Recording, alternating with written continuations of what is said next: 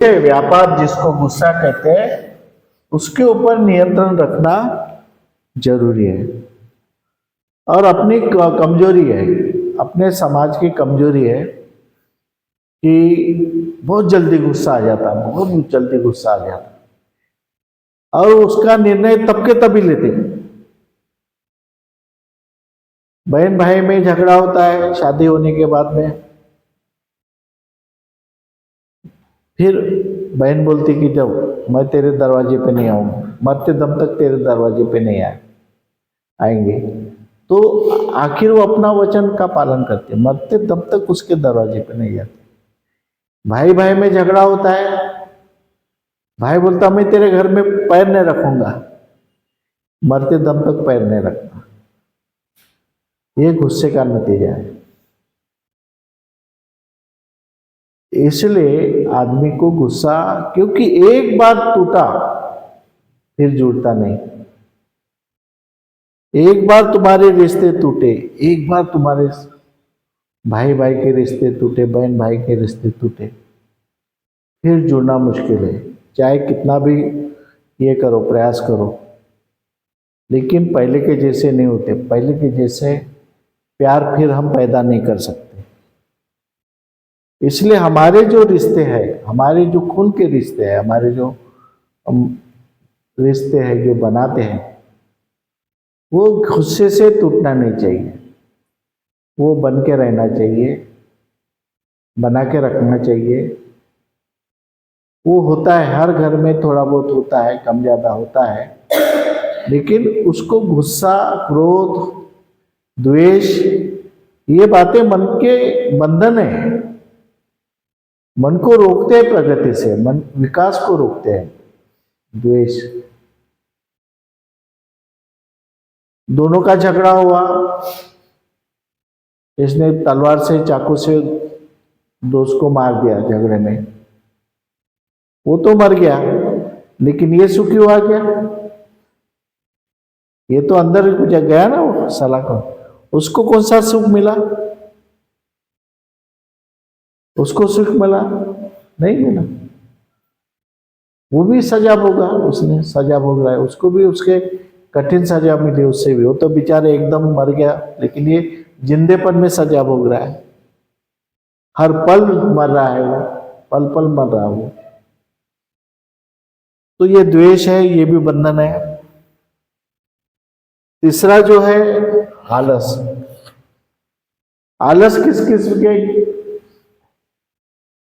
किसमें आलस, किन लोगों में? ये आलस भी तेरे में नहीं है। देखो एक लड़का है जिसमें बिल्कुल आलस नहीं, बहुत बढ़िया। तो आलस ये ऐसी बीमारी है, आलस, कि आदमी को अंदर से खोखला बना देती है। आदमी वैसा ही दिखता है, लेकिन अंदर से खोखला बना देता है। आलस बहुत खतरनाक बीमारी है, बहुत ही खतरनाक बीमारी है। जैसे शुगर की बीमारी है, शुगर वाला आदमी बिल्कुल आपको ऐसे दिखेगा, बिल्कुल खड़ा है, स्ट्रांग है, ये है सब, लेकिन अंदर से उसके एक एक आर्गन खराब करता है। लीवर खराब करेगा, किडनी खराब करेगा, आंखें की रोशनी खराब करेगा, एक एक अंदर के आर्गन को वो खराब करते जाता है, दिखता तो नहीं। उसी तरह आलस, आलस जो है, तुम्हारे अंदर जो एनर्जी है, हर एक इंसान में एनर्जी है, बहुत एनर्जी है। इंसान में जितनी एनर्जी है उतनी एनर्जी किसी में नहीं है, कोई पक्षी में नहीं, कोई जानवर में नहीं, किसी में नहीं, जितनी इंसान में एनर्जी है। लेकिन जो आलस एक बार लग गया तुमको, तो तुम्हारे एनर्जी को धीरे धीरे निष्क्रिय करता है। सबसे जो आलस जो नुकसान करता है, सबसे बड़ा नुकसान करता है, तुम्हारे अंदर की जो सक्रियता है, तुम्हारे अंदर की जो एनर्जी है, तुम्हारे काम करने की क्षमता है, तुम्हें सोचने की क्षमता है, आगे बढ़ने की क्षमता है, तो आगे बहुत आगे बढ़ने की क्षमता है। लेकिन एक बार आलस घुस गया, तुमको वहीं स्टॉप कर देता और पीछे लाएगा। नहीं अभी नहीं, बहुत ठंडी है, फिर थोड़ा अभी टाइम है, फिर थोड़ी देर के बाद में अभी नहीं, फिर शाम को करेंगे। फिर शाम निकल जाती है, अरे फिर आज नहीं कल करेंगे। वो जो आदमी ने हर समय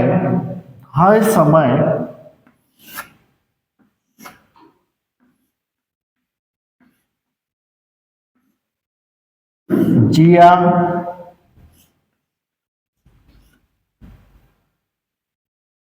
जीऊंगा,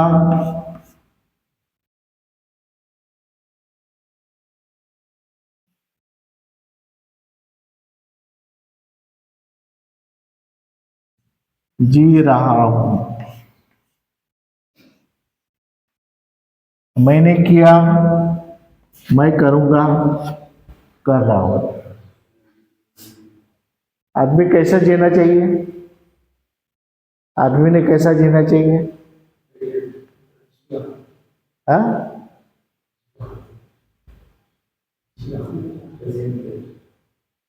बताओ भाई, कैसा जीना चाहिए? दिख रहा नहीं? दिखा ना?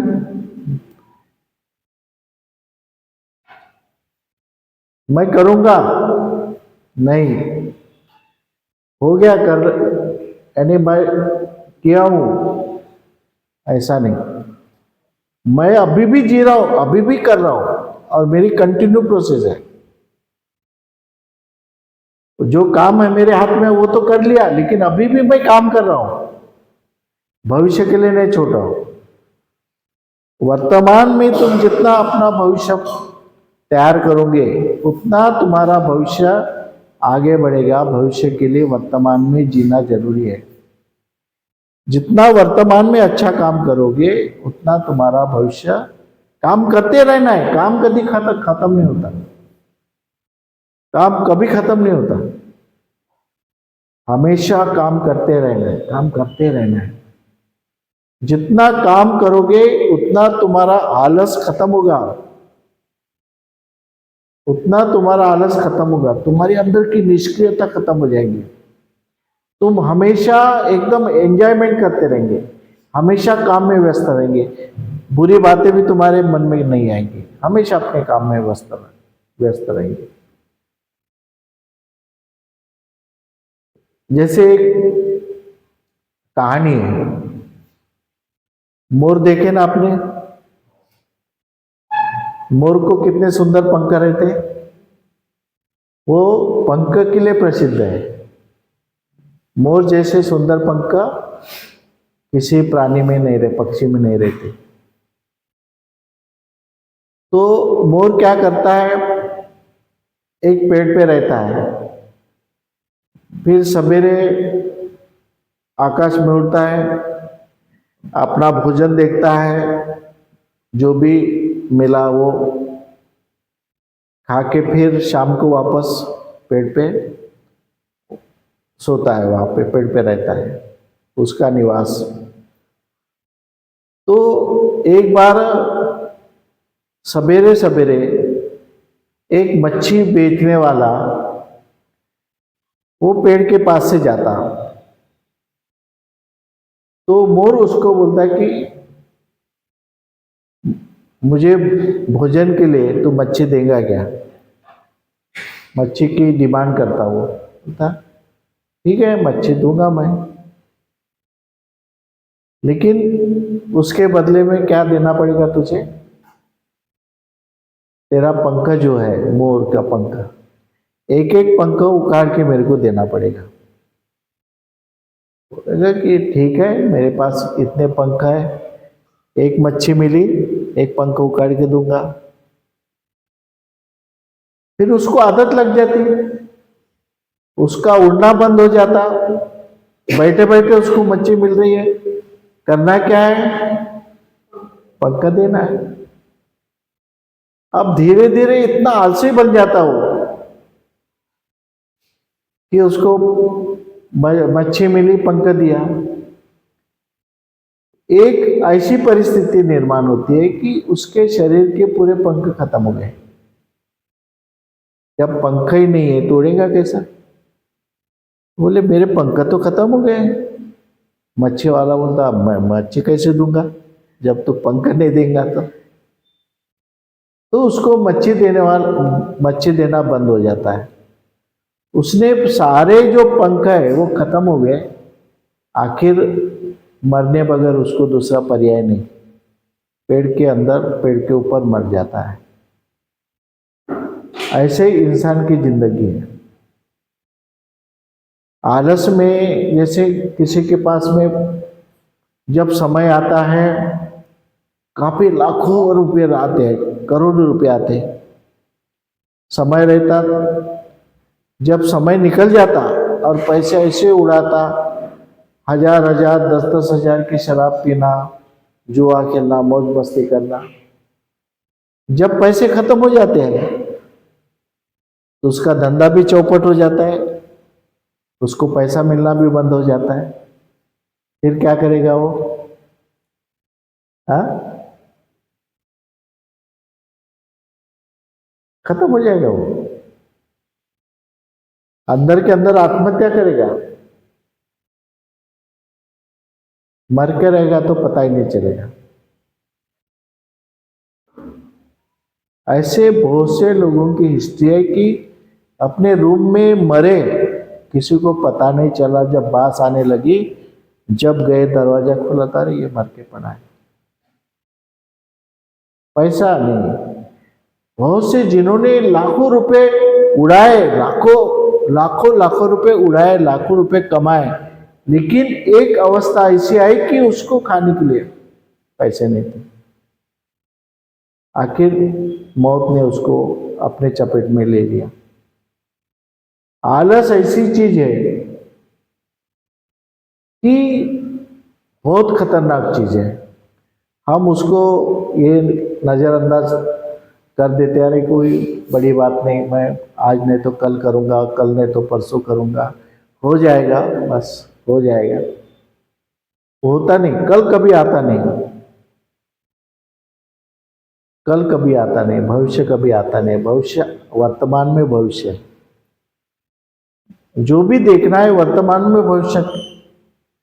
हमारे से गलतियां हो गई है, हर इंसान से गलतियां हो गई है, लेकिन हम लोगों को कोई टीचर नहीं मिला ऐसा, हम लोगों को ऐसे समझाने वाले लोग नहीं मिले, इसलिए हमारे से गलतियां हो गई और गलतियां का परिणाम आज भी हम भुगत रहे हैं, आज भी भुगत रहे। इसलिए हमारी इच्छा है कि आपको अभी से सतर्क करना है, ताकि आप हमेशा याद रखें कि हमने शिविर लिया था, हमने शिविर में बैठे थे, तो शिविर में ऐसा ऐसा हमको पढ़ाया था, सतर्क रहने के लिए बोला था, जो मन के ऊपर नियंत्रण रखने के लिए बोला था, आलस को छोड़ने के लिए बोला था, किसी के चंगुल में फंसने का नहीं, ये सब सतर्क किए थे। लेकिन ऐसे जो बुद्ध क्या बोलते हैं, मार्गदाता हूँ। बाबा साहब क्या है? मार्गदाता है। आज भी हमें इज्जत किसकी करना है? जो मार्गदाता है। बाबा, पंडित, बाबू की इसके पीछे लगना नहीं, चाहे अपना पड़ोसी हो, चाहे अपना रिश्तेदार हो, जो हमें मार्ग बताता है, जो हमें मार्गदर्शन करता है, गाइड करता है, अच्छा गाइड करता है, जो हमें सहकार्य करता है, जिनमें नैतिकता है, डायरेक्ट हमें सहकार्य करता है, वो सही में मार्गदाता है। और मार्गदाता पहले भी थे, आज भी है और भविष्य में रहेंगे। मार्गदाता कभी खत्म नहीं होते। बाबा साहब नहीं है, उसके बाद में दूसरे कोई आए थे, कांशीराम जी आए, कांशीराम जी के बाद में और दूसरे लोग आए और आते रहेंगे। मार्गदाता हमेशा रहते, लेकिन हमें उन मार्गदाता को पहचानना है कि कौन सा रास्ता सही है, कौन सही बता रहा है, कौन गलत बता रहा है, कौन हमें फंसा रहा है, कौन हमें लूट रहा है। उसको हमें सतर्कता से समझना है, आगे बढ़ना है। तो आलस के बारे में समझ गए ना, शारीरिक और मानसिक।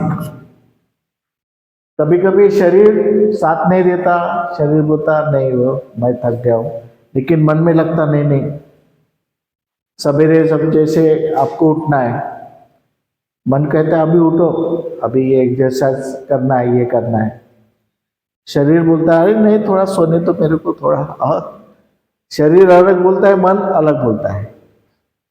तो ये दोनों को भी हमें संभालना है और हमेशा सतर्क रहना है। इसके बाद में संदेह। संदेह है, हर एक इंसान को डाउट रहता है, संदेह रहता है। संदेह होना भी जरूरी है,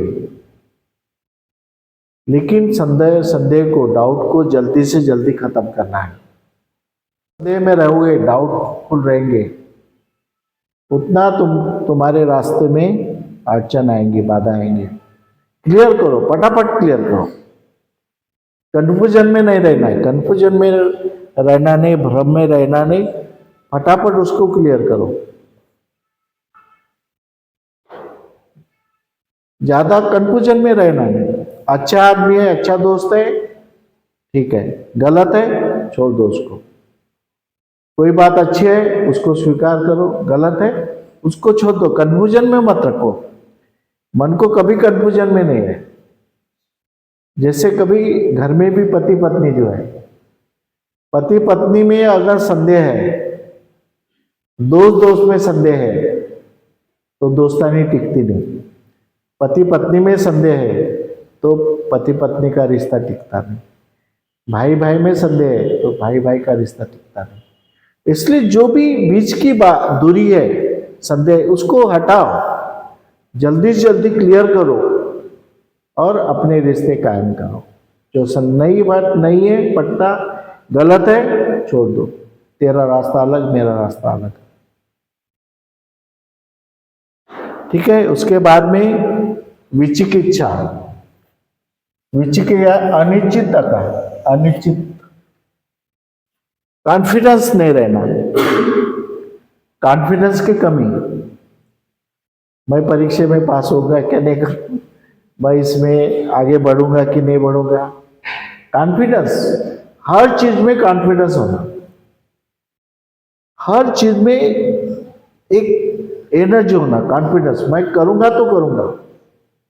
अनिश्चितता नहीं, मैं जाऊंगा नहीं तो नहीं जाऊंगा, करूंगा तो नहीं तो नहीं करूंगा। तो कॉन्फिडेंस होना। एक लड़का मैंने देखा, वर्षावास के लिए गया था दिघोरी, वहां पे 3 महीने वर्षावास किया। वहाँ एक लड़का आता था, वो विहार 2 मंजिल पे, मैं रहता था विहार में, 2 मंजिली विहार था, तो दूसरे मंजिल पे रहता था। उसका मकान सामने था, तो उसकी खिड़की वो थी, और खिड़की के पास में वो पढ़ाई करता था।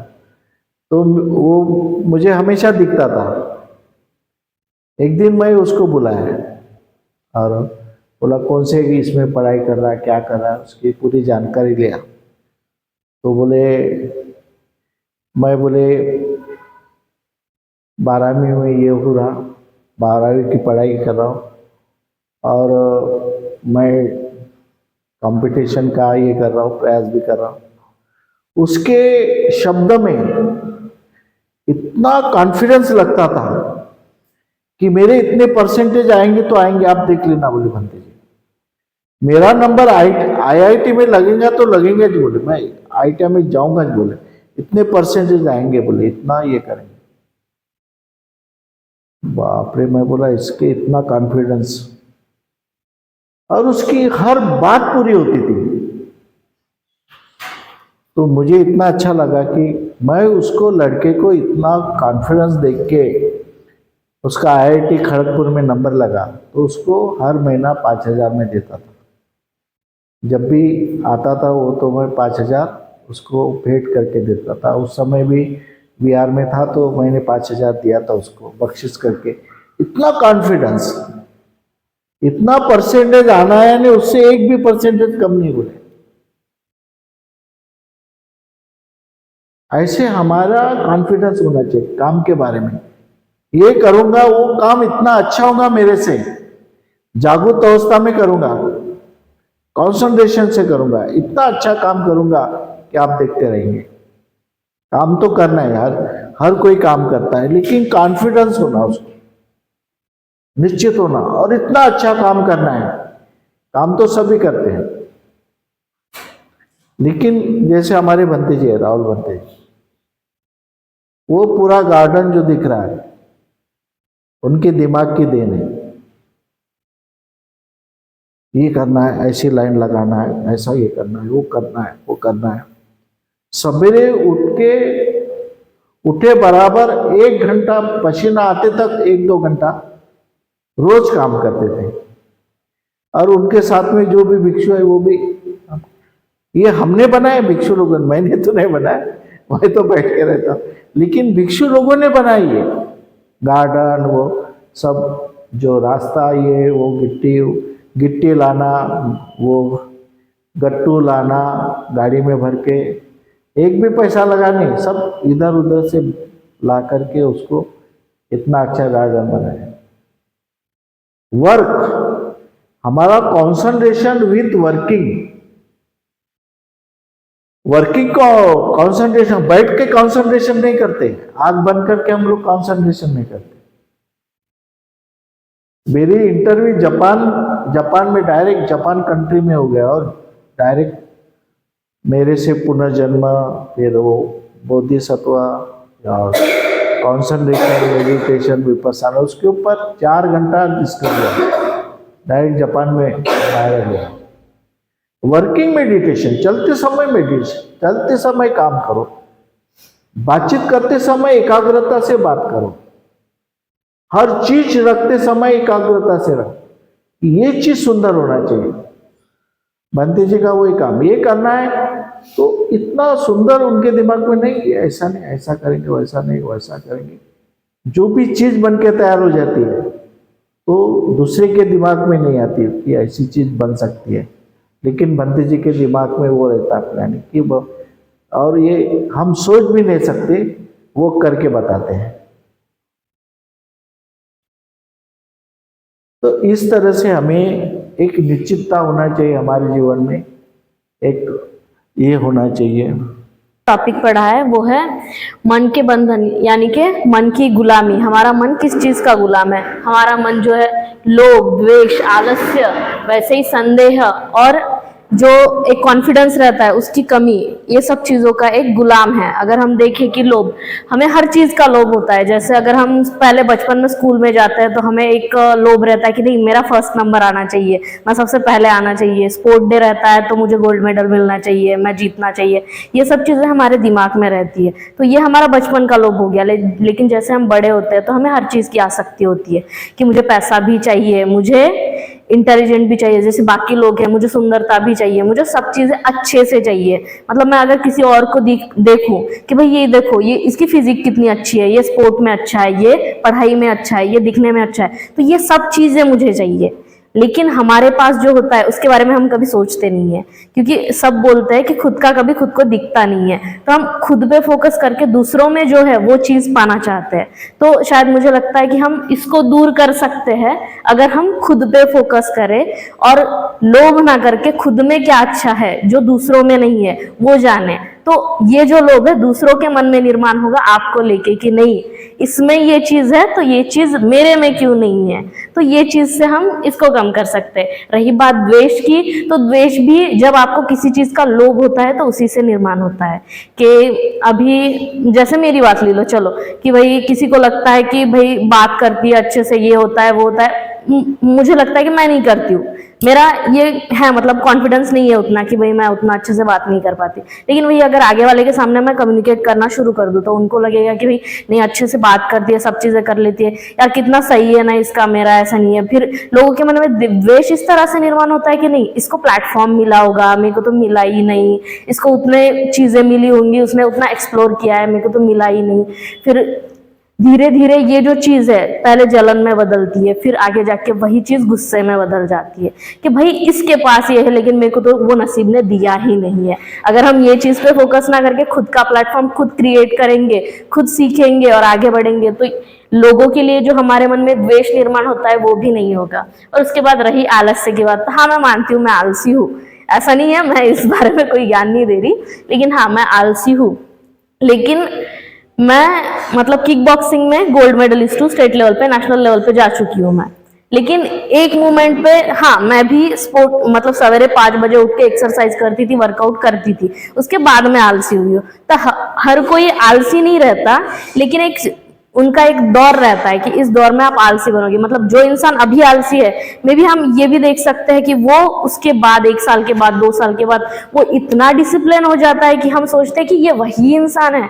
तो हम वो चीजें भी बदल सकते हैं। कोई भी चीज कंटिन्यूअसली हमारी जिंदगी में नहीं रहती। हम शारीरिक आलसी के या मानसिक मतलब मानसिकता आलसी है तो वो हम जब स्टूडेंट के दौर में रहते हैं कि चलो भाई हमें पढ़ाई करनी है, तो तब हमारा ब्रेन बोलता है कि नहीं यार क्या ही पढ़ाई करनी है, नहीं करते हैं। लेकिन यही चीज जब पैसा कमाने की जगह पे आती है कि नहीं भाई अब मेरे को कमाना है पैसा, अगर मैं काम नहीं करूंगा तो वो नहीं मिलेगा, तो ये जो मानसिक आलस है वो खत्म हो जाता है। भले ही शारीरिक बल नहीं रहता हमारे पास कि भाई मैं और नहीं कर सकता, फिर भी हमारा मन बोलता है कि नहीं पैसा तो लगेगा जीने के लिए, तो क्या आलस वहां पे खत्म हो जाता है। तो ये हमारी मेंटेलिटी की बात है कि हम किस तरह से चीजों को सोचते हैं।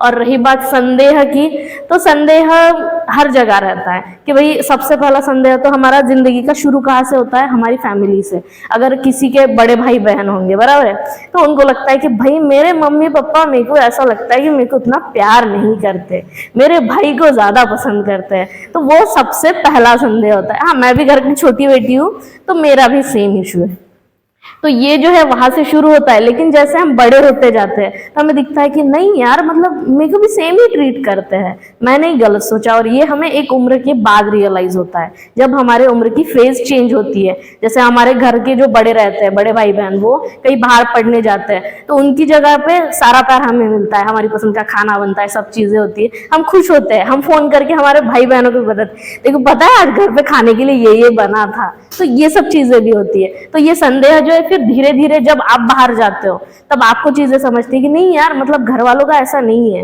तो जब हम अंडरस्टैंड करने लग जाते हैं वक्त के साथ, उम्र के साथ, तो ये चीजें भी बदल जाती है। और रही को देखेंगे तो संदेह जो है वो रहता है, हर एक चीज में रहता है, माता पिता के इसमें भी रहता है, दोस्त के इसमें भी रहता है, बहन पे भी संदेह करते हैं। कपड़ों के बारे में तो हमेशा ही संदेह करते हैं कि भाई मेरी बहन ने मेरे कपड़े पहने होंगे आज मैं घर पे नहीं हूं तो।